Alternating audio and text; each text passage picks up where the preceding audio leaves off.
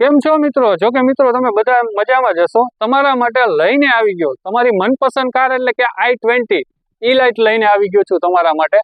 જે કે આ ટ્રેન્ડિંગમાં ગાડી છે એ ગાડી લઈને આવી ગયો છું. અને પછી ફ્યુલની વાત કરું એટલે ડીઝલમાં છે. ચાલો આ ગાડીની હું તમને ડિટેલ આપી દઉં. જો મોડલની વાત કરું ને તો 2020નું મોડલ છે. ઓનરની વાત કરું એટલે ફર્સ્ટ ઓનરમાં કાર છે.